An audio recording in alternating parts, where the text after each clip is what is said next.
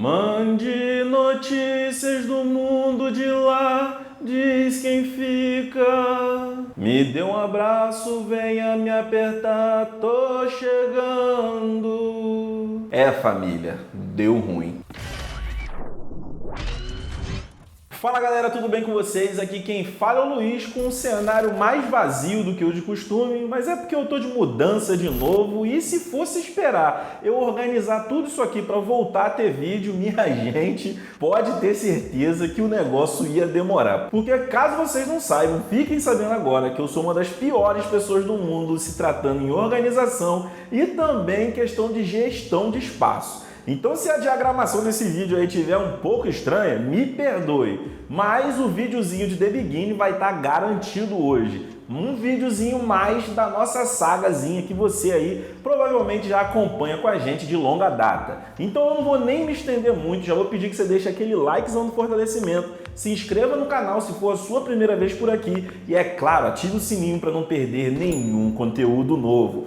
Vem comigo que esse vídeo está quente. Depois de ter descoberto, por meio do Virion e do Aldir, de que diversos navios de Alacre estavam prestes a aportar em Dicatem, o Arthur ficou extremamente chateado por ter uma certa corresponsabilidade naquela situação. Isso porque já foi descoberto pelos nossos líderes que o projeto de energia a vapor que foi utilizado para construir o primeiro navio que a gente tem conhecimento na obra, que foi o Dicateus, foi ensinado sim pelo Arthur e que provavelmente os alacrianos roubaram essa tecnologia para fazer os seus próprios navios. Isso faz com que o Arthur saia desesperadamente a caminho de Eckstein, que é a cidade aonde foi visto na costa a chegada desses navios. Isso faz com que o garoto brade um sentimento de precisar lutar quando ele vê com seus próprios olhos a quantidade de navios e possivelmente qual era a quantidade de guerreiros que estavam prestes a adentrar o território para trazer o caos. Paralelamente a isso acontece algo bem estranho. A Cynthia começa a ter uma espécie de visão, como se fosse um sonho ou um delírio. Cynthia essa que estava em coma já fazia um tempo por conta dos efeitos colaterais da maldição a qual ela foi submetida por ter contado que ela sabia sobre o continente de Alácria. Mas nesse momento, a Cynthia tem uma visão um pouco reconfortante, como se ela visse uma mão que caminhasse em direção a ela. Mão essa que logo na sequência ela descobre que é do Virion. E ao mesmo tempo que ela sente o toque daquelas mãos tão calorosas, como se a segurassem de uma forma tão gentil,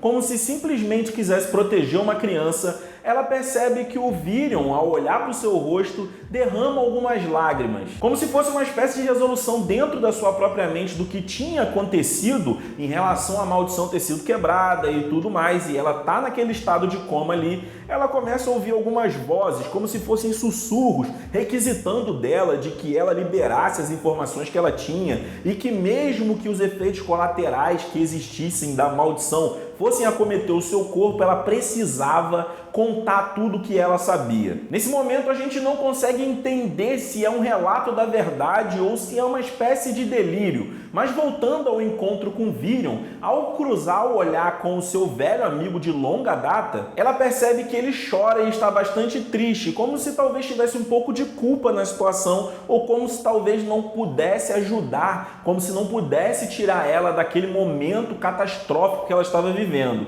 E isso meio que desperta uma lembrança dentro da mente da Cynthia, aonde ela lembra de diversos anos atrás, num campo de tulipas brancas, ao qual ela encontra o Virion logo após aí o fim da guerra que aconteceu entre os humanos e os elfos. E essas lembranças são tão reais que ela lembra de diversos detalhes, como o clima que estava naquele dia, qual era a paisagem e qual era o seu sentimento no momento em que foi conversar com o Virion. E na conversa ela acaba mencionando que a relação entre os dois ao longo dos anos era um pouco estranha, porque em determinados momentos eles já foram de certa forma inimigos por conta da guerra entre os reinos e naquele momento ali eles eram, digamos assim, amigos. E dá pra gente perceber claramente que, pelo menos por parte da Cynthia, essa amizade poderia ter sido cultivada em algo muito maior. Tanto que a moça chega a jogar uma isca pro galante Virion na época, mas bem de acordo também com suas memórias, ele comenta que não, porque ele era casado e pros elfos casamento era coisa séria. Mesmo com o falecimento da sua esposa, a fidelidade ao qual o elfo, no momento do casamento, dedicava ao seu cônjuge era algo para sempre, para ser eterno. Mas apesar do charme não ter colado, o Virion reconhece muito o valor da Cynthia e recomenda e até espera que ela acabe se tornando uma professora, que seria muito interessante que todo o conhecimento e toda a expertise em magia que ela já tinha naquela época fosse repassada para outras gerações. E é exatamente daí que nasce a primeira ideia da Academia Shirus. Academia essa que a gente que já acompanha a obra sabe que acabou se tornando uma referência. E é muito interessante perceber que ali existia já um projeto base do que seria talvez a ideia de reunificação dos povos. Tanto que a Cynthia, ela acaba jogando uma piadinha naquele papo meio malemolente que a gente não sabe se é somente uma flertada, uma brincadeira ou coisa do tipo, dizendo que seria uma academia tão boa que os descendentes ali do Virion estudariam lá por conta da referência que tinha aquele local. E é muito engraçado ver que ao longo da história acabou acontecendo isso mesmo que no final das contas a Academia de Shirus tenha ido dessa pra pior, né? Mas enfim, são memórias que mostram que a relação de admiração e respeito entre os dois já existia há muitos anos. A própria Cynthia nessa época já se sentia num conflito imenso, porque ela já era uma espiã de Alácria e o Virion conseguiu balançar o seu coração. O seu coração sempre esteve dividido entre Dikaten e Alácria, porque aquele projeto inicial de ser uma espiã de Alácria para realizar todo esse plano muito mais mirabolante que só acabou sendo executado de fato há poucos capítulos atrás, aquilo já deixava a moça em conflito. Talvez para ela aquele propósito já não fazia muito mais sentido porque, de certa forma, Dikaten tinha valor para a moça. Mas tudo isso, toda essa cena bonita, essa reconstrução dessa memória acaba sendo destruída de forma abrupta. Isso porque aquele campo de tulipas brancas que eu tinha mencionado acaba se tornando completamente vermelho. E por vermelho, sim, era o vermelho do sangue da Cynthia. Ela, dentro da sua percepção, acaba percebendo um ponto preto esse que acaba virando uma espécie de estaca que fura o seu coração e faz com que ela perceba que o seu próprio sangue está se esvaindo. E nesse momento a gente tem a última aparição ou pensamento da Cynthia nessa obra. Apesar dos pesares da gente ter descoberto que ela era uma espiã e talvez levando a interpretação de que até uma traidora, não tem como negar que a coroa por muito tempo fez a nossa alegria, né? Paralelamente a isso, que se confirma ser o subconsciente da Cynthia deixando esse mundo, a gente tem um grito estrondoso que faz com que o Virion acorde espantado. E ao correr em direção da onde ele ouviu esse grito, que era exatamente ao quarto da Cynthia, ele vê uma série de pessoas completamente embasbacadas, sem entender o que tinha acontecido. Ao adentrar o quarto da sua velha amiga, ele vê o que ele já esperava, porém não entende como aquilo poderia ter acontecido. Sim, a Cynthia, ela estava morta e sim, ela estava perfurada por uma espécie de lâmina negra que logo remetia a uma habilidade do clã Vitra. Mesmo sem entender como aquilo era possível, porque o castelo era fortemente defendido e todas as pessoas que estavam ali não tinham visto nenhum tipo de movimentação estranha, a Cynthia partiu dessa para pior, o que deixa as animosidades dentro do local literalmente em clima de velório, principalmente para o Virion, que se sente extremamente mal. Mas mesmo no luto não há tempo a perder, porque é necessário se encontrar com um mensageiro de Alácria que vai determinar quais são as condições do pacto de guerra. E isso é uma coisa que eu nunca vou conseguir entender no código de conduta das guerras, porque até na vida real esse negócio acontece. Você tem nações que querem simplesmente se destruir, mas sempre há esse emissário que vai ali propor as condições e o que é necessário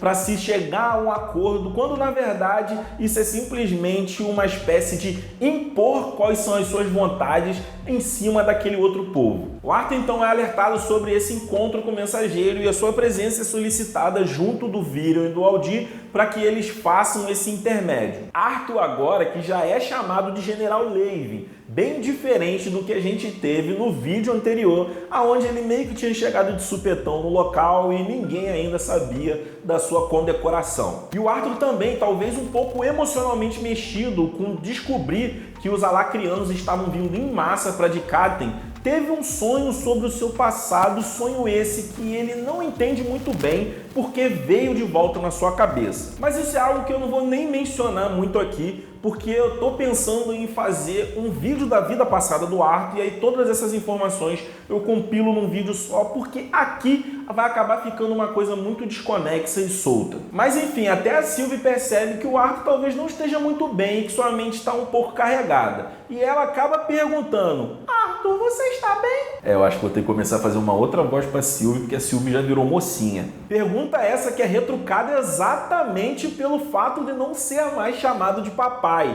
e sim de Arthur. E aí a Sylvie acaba comentando de que seu avô, o Lord Yndrate, disse que ela tinha que manter algumas regras de etiqueta que mantinham aí a tradição do clã dos dragões. Não pode mostrar que tá perdido e que tá fraco pros outros, não. Apesar disso tudo, a nossa querida ainda confirma de que considera sim o Arthur um pai, mas que a partir de agora chamar de papai também já é demais, né? Como eles crescem rápido. Isso faz com que o Arthur lembre do encontro que teve com o Lord Yndrate antes de sair de Efeotos. E nesse encontro ele viu ao seu lado a Miri, e nesse momento tudo ficou um pouco mais claro. A Miri, que nesse momento estava também bem mais nova, mostrando que a galera do clã Yndrate tem um pezinho ali com o efeito rejuvenescedor do tempo, né? Ou simplesmente estão utilizando os produtos Yvonne ou Jequiti. O Lord Yndrate, ele faz questão de notar que o garoto teve uma evolução considerável, mas também se não fosse a orientação mais direta da Miri, ao qual quebrava até algumas regras do clã Yndrate, mencionando o éter e outras coisas do tipo, o garoto muito provavelmente estaria perdido. E um detalhe curioso nesse encontro é que numa fração de segundos, o Lord Yndrate cria uma espécie de bolha para que ele se comunique com Arthur, onde ninguém mais dentro do recinto escutaria, nem a Miri, nem também a Sylvie. E nesse momento ele menciona para que o Arthur esqueça o coração da elfa. Galera, vai segurando nas pelotas que os caras tacam no peito da rapaziada. Sem entender porque o Lord Yndrate, na sua posição de Lorde e líder do clã Yndrate, falaria algo desse tipo, algo tão particular que era ele ligado diretamente à sua vida pessoal, o Arthur sai de Efeotos com uma pulga atrás da orelha. Mas calma lá que não é o momento de se pensar nisso, até porque a gente precisa se encontrar com o mensageiro. E ao se reunir com Aldir e com Virion, que acaba vestindo preto por conta do luto ainda sofrido pela sua amiga, a tríade rumo a uma pequena cidade 10 km de distância de Etzstein, que é a cidade aí onde os navios estão prestes a aportar. E durante essa caminhada há o questionamento de como será que a Cynthia foi morta dentro daquele castelo, e que provavelmente foi algum mestiço de Azura com Alacriano que fez a tal façanha, até porque o pacto de não agressão estava on. Mas o Aldir acaba mencionando também que o Agrona ele já está tanto cheio das facetas, cheio das cartas na manga, surgindo com seres misturados de Azuras com raças inferiores, com navio, com domínio de besta de mana, tudo que você podia imaginar você poderia esperar desse cara agora, né? Então era sempre bom estar com os olhos bem abertos para o que poderia acontecer. A nossa galera então chega na beira do penhasco e é questionado pelo Arthur se aquele era o local onde eles iriam se encontrar com o mensageiro. Isso para ser retrucado pelo Aldir dizendo que não, o encontro vai ser no meio do oceano. Literalmente no meio do oceano. Utilizando então das suas habilidades azurínicas que permitem com que ele voe, o Aldir leva o Virion e a Sylvie pede para que o Arthur pule do penhasco, naquele pique, confia. E nesse pique confia, enquanto o Arthur tá caindo ali em queda livre, sentindo aquela brisa no rosto, a gente tem a nossa Sylvie pique dragão pegando o Arthur no ar e rasgando os céus. Transformação essa em onde o Arthur não perde tempo e já dá aquela piadinha de pai, sabe? Falando, tá gordinha, hein? Simplesmente para receber um carai, fera, essa brincadeira aí já não tem mais graça, não. Eu não sei vocês, mas eu adoro esses diálogos um pouco mais descontraídos que tem em The Beginning After the End, porque eles acabam deixando as coisas um pouco mais humanas. Os caras estão aí numa situação crítica, mas isso não significa que eles acabaram se tornando máquinas de matar robóticas que não têm mais nenhum tipo de interação normal em família. Cruzando os céus, a nossa equipe logo avista ali no meio do oceano algo parecido com uma plataforma, que tinha ali o tamanho parecido ali com o de uma casa. E nesse momento, o Aldir pede para que o Arthur fique pianinho e que ele recolha a Sylvie para sua formazinha Zubumafu mais uma vez, até porque não era interessante mostrar para o inimigo quais eram as características e o nível de habilidade que ele tinha até o momento. Deixa quieto aí que você é a nossa arma secreta. A Sylvie, bem a contragosto, acaba se tornando a nossa raposinha fofinha de novo e acaba dizendo que se ela vai defender o seu pai no combate, ela iria fazer daquela forma de dragão. Mas enfim, né? O coroão mandou, bora respeitar. Dessa forma, então, o Aldir acaba carregando o Arthur também pelo aquele último pedacinho do percurso até que eles chegam na tal plataforma. E ali já tem um detalhe bem curioso, que não é apenas um mensageiro que os espera, mas sim dois. E logo já dá para se notar que não eram simplesmente meros soldados. Muito pelo contrário, já dava para perceber pelos seus chifres negros que aqueles ali eram legítimos Vitras.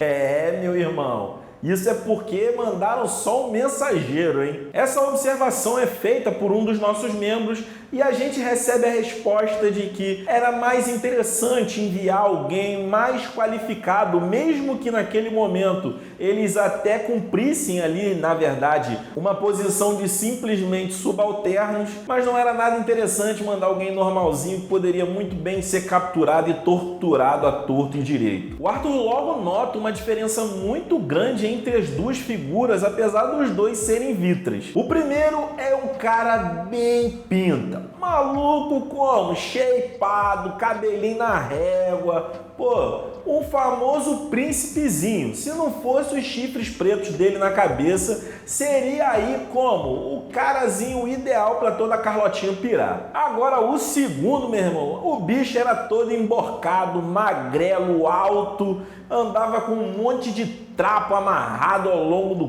corpo e usava uma capa toda surrada. E só com essa descrição, se vocês têm a mente aí um pouco fértil e um pouco malandra, provavelmente vocês já vão se ligar em quem é esse cara. Mas calma, que logo logo já vai ser revelado quem é sim. A nossa dupla então se apresenta formalmente e diz os seus nomes, que a gente acaba descobrindo que o bonitinho é o Silrit e que o malfeioso lá é o Uto. E logo logo o Arthur se liga com quem eles estavam lidando. Esses eram dois retentores, os segundos na hierarquia daqueles que poderiam lutar nessa guerra, levando em conta que os Azuras Puro Sangue estavam cumprindo o tratado de não agressão. E antes mesmo que a mensagem seja dita, a gente vê muitas provocações do Uto, que é aí o famoso língua solta. O cara sai jogando um monte de piadinha pra cá e pra lá, piadinha pra cima do Aldir, piadinha pra cima do Arthur, dizendo que era muito curioso o Menino Maravilha estar junto ali com eles, e a gente já fica sabendo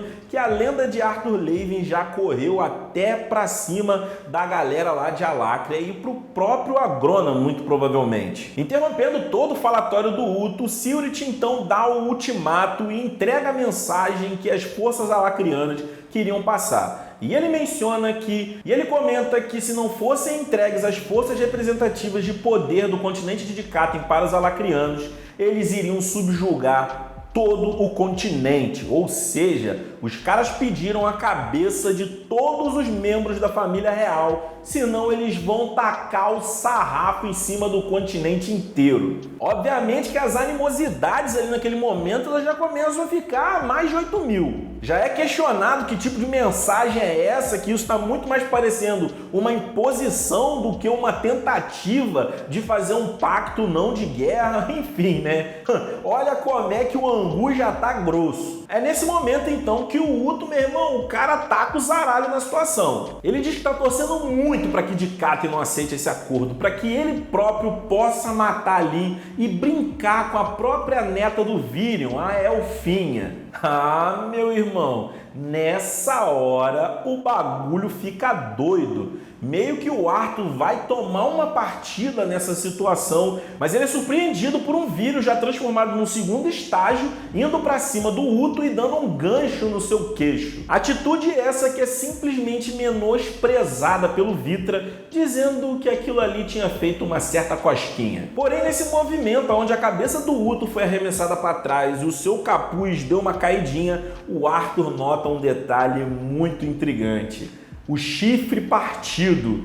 Sim, aquele era o chifre partido que a Leia, há muitos capítulos atrás, tinha conseguido destruir no momento em que ela foi morta naquela caverna. Nesse momento, o Arthur então se enfurece de uma tal forma, porque é como se fosse um quebra-cabeça onde todas as peças tinham se encaixado. Aquele era o cara que fez aquela barbaridade com a Leia, simplesmente porque sim. Todo o autocontrole que o garoto estava tendo naquele momento acaba indo por terra. Isso porque o ódio que ele sente é tão grande e as cenas da Leia sofrendo com todos os seus membros ali destroçados e toda aquela galera destruída dentro daquela dungeon começam a palpitar cada vez mais na sua cabeça. O Arthur então confronta diretamente o Uto perguntando se tinha sido ele que tinha matado a Leia. E o Uto, cara, ele é um personagem desprezível, mano. É um cara que, sinceramente, não tem nem o que falar do maluco desse. Ele brinca com a situação perguntando, e daí se tivesse sido ele que matou? O que ele ia fazer? Pá, ia fazer o quê? Ele fica brincando e flertando com os sentimentos alheios, como se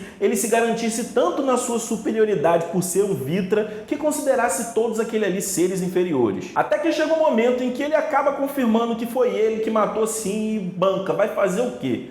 O Arthur, então, meio que se esquecendo de guerra e do caralho a quatro, vai pra cima do malandro, porém ele é interrompido pelo Aldir, que acaba dizendo que não é o momento de arrumar treta ali agora. O Aldir consegue, então, conter ali o Arthur, que meio que tenta frear todo aquele ímpeto e todo aquele sentimento de ódio que acaba se apossando do seu corpo, e o Silrit faz a mesma coisa com o Uto, dizendo que eles não foram ali para poder brigar. O Silrit, aproveitando, também dá o ultimato, dizendo que eles iriam esperar 2 dias até que a decisão de Dikaten tivesse sido tomada, e que se nesses 2 dias a realeza não fosse entregue até eles, eles iriam entender então como isso foi um não, e aí a guerra iria começar de verdade. Tendo recebido a mensagem e esse ultimato, a galera então vira as costas para poder meter o pé e voltar para casa.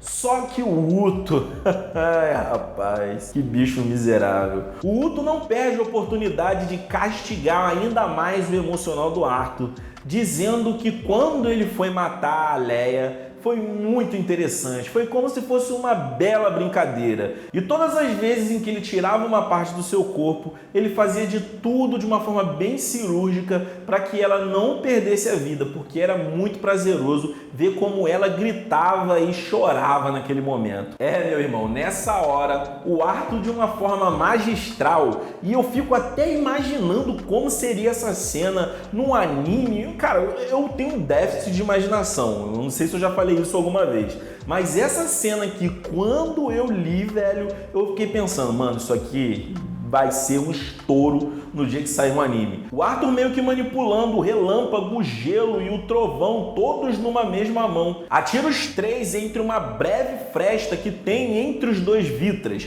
Essa fresta acaba gerando um vendaval no mar que faz com que ele se parta em 2 pedaços. O gelo congela toda aquela massa de água que se forma por conta do vento que foi empregado ali. E o relâmpago destrói tudo aquilo em vários estilhaços, fazendo literalmente chover gelo do céu. Isso deixa os 2 Vitras boquiabertos e sem entender muito como o garoto fez aquela execução de múltiplas magias de uma forma tão rápida e sem nem piscar. E nessa vez o Arthur fica com a fala. Ele diz para o Uto que espera grandiosamente que eles se encontrem novamente no campo de batalha. E fica aqui meio que marcada uma promessa de encontro e de enfrentamento entre esses dois. E eu não sei vocês, mas eu tô doidinho para que isso aconteça e que o Arthur pise na cabeça desse fela da gaita. Então foi isso por hoje, galerinha. Espero que vocês tenham gostado do vídeo e daqui pra frente é só pra trás, meu irmão. Vocês têm alguma dúvida de que alguma coisa vai fazer com que essa guerra não aconteça? Olha só o embate acalorado que a gente já teve aqui e a guerra nem começou. Imagina quando começar a morrer gente, minha galera.